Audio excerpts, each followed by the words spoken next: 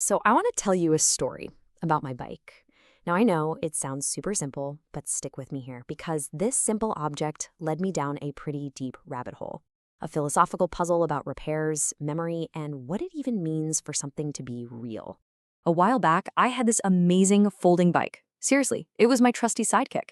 I could pack this thing into a suitcase, check it on a plane, and the second I landed, bam, I was exploring a new city on two wheels. I mean, it was pure freedom. But over time, things started to wear out. It happens. First up, the tires. They went flat, so easy fix, I replaced them. Then the seat cracked. Had to swap that out for a new one. After that, a bent steering wheel.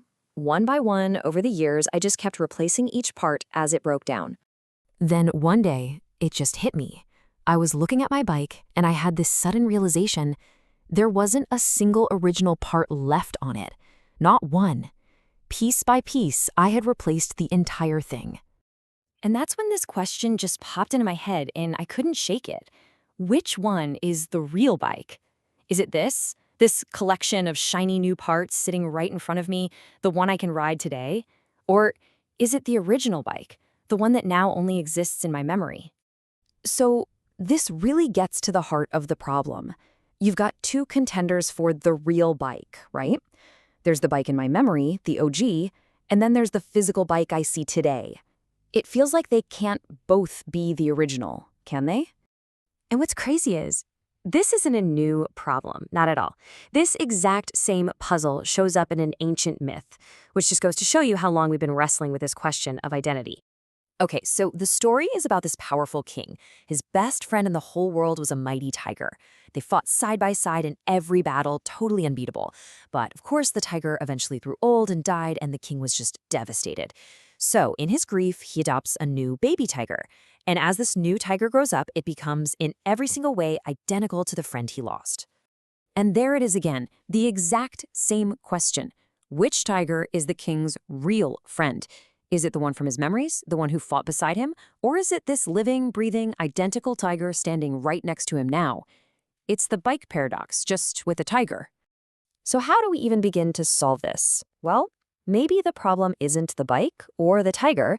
Maybe the problem is the word we're using, real. To get to an answer, we first have to agree on what real actually means. Okay, here's an idea, a potential solution. Just for the sake of this puzzle, let's define real as something that is permanent, something that lasts forever.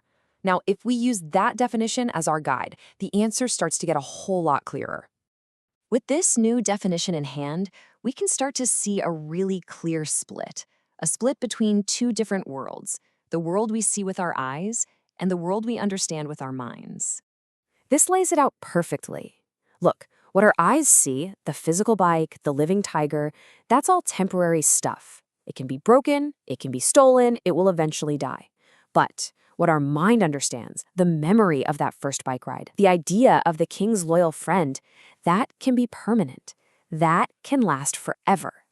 So if we stick to our definition, that real means forever, then the real bike and the real tiger are the ones that last, the ones in memory. And that's the crucial point here. What our eyes see and what our mind understands are not always the same thing. They can be two completely different realities. And this, of course, brings us to one final, much more personal question. Think about it. Your body is constantly replacing its own cells. The person you were 10 years ago is physically a different person than you are today. So if we apply this same logic, where is the real you? Yeah, something to think about.